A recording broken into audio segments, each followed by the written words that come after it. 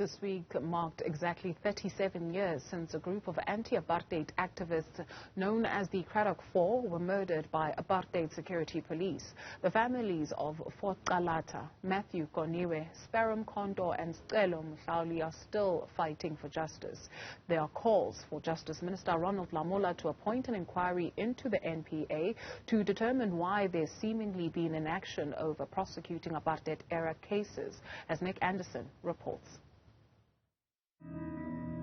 On the 2nd of July 1985, the burnt bodies of anti-apartheid activists Fort Calata and Goniwe were found.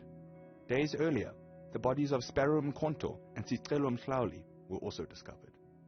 The four had gone missing while traveling home from a meeting.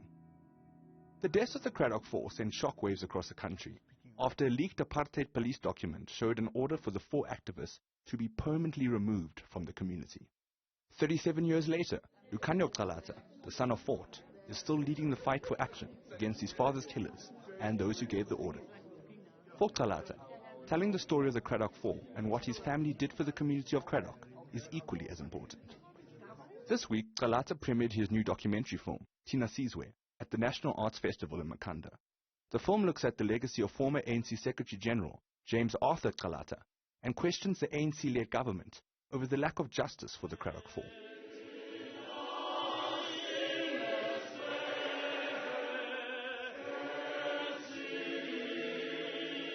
The film comes with a 24-piece photographic exhibition on display at Rhodes University until the 20th of July, the day the Cradock Four funeral was held.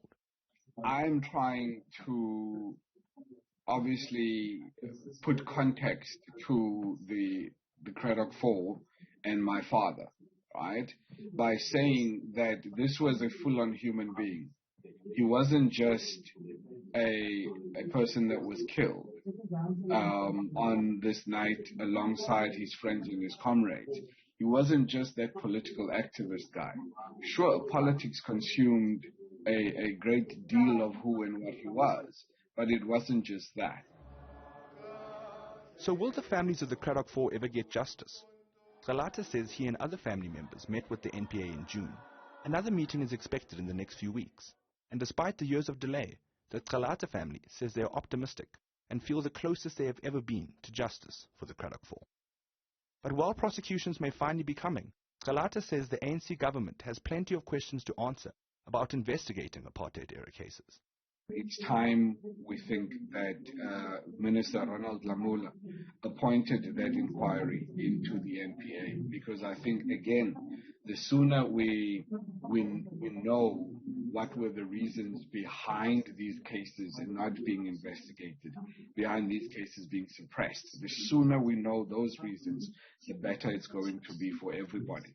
Because then we can go forward with an NPA that's trustworthy, that we know will fulfill its constitutional obligations above all else. With private investigators assisting the families, having given the NPA plenty of areas to look into, the Calata family is just hoping that justice will one day finally be served.